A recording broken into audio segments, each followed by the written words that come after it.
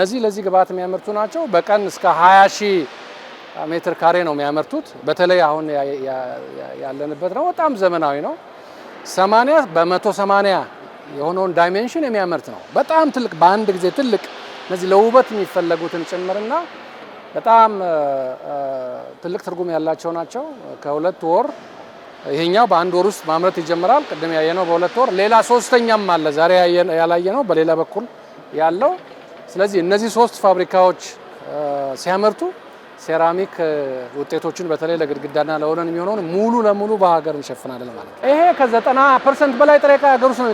ካኦሊን፣ ፌልድስፓር የሚባሉ ዋና ግብአቶች እዚህ ሀገር ነው ያሉት። ስለዚህ ምንም ከየትም የሚመጣ ነገር የለም። የመጨረሻውን ፊኒሺንግ ይሄ ግሌዚንግ የሚሉትን ነገር ትንሽ ማቴሪያል ያስገባሉ። እሱንም ለመተካት እንሰራለን እና ያን ያክል ማቴሪያል በሀገር ውስጥ ኦልሬዲ አለ። እኛ በሁሉም ዘርፍ የሚያገለግሉ ጥሬ ዕቃዎች የሞላልን ሀገር ነን። በጣም ሀብታም ሀገር ነን እና ያውን እነዚህ ፋብሪካዎች ሲያመርቱ በነገራችን ላይ የሀገራችን ፍላጎት ወደ 19 ሚሊዮን ሜትር ካሬ ነው የምንፈልገው። እነዚህ ሲያመርቱ ግን እንግዲህ ይሄ ብቻውን 600,000 በወር ያመርታል ማለት ነው ሜትር ካሬ። ኤክስፖርት ማድረግም ጭምር ይቻላል ማለት ነው። This is the technology.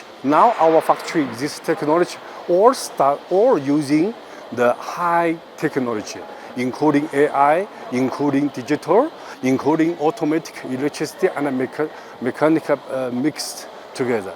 So this is in the now this our the factories the technology level is almost international same level.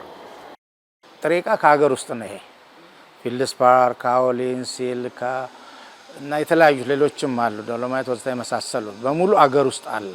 አንድ ነገር ብቻ ከውጭ ይመጣል። አሁን ባለው ነባራዊ ሁኔታ ግሌዚንግ ይሄ ከላይ የሚያሳምረው ሻይን የሚያደርገው ነገር አለ አይደልና እሱ ቀለሙ ከውጭ ነው የሚመጣው። እሱን ካስቀረን 100% የሀገር ውስጥ ጥሬ ዕቃ ተጠቅመን እናመርታለን። ስለዚህ በሙሉ ኢምፖርትን እናስቀራለን። ስለዚህ ኢትዮጵያ ታምርት የሚለውን ነገር በልዩ ሁኔታ ልክ እንደ ጨርቃ ጨርቅና ቆዳችን መለያችን ይሆናል ማለት ነው።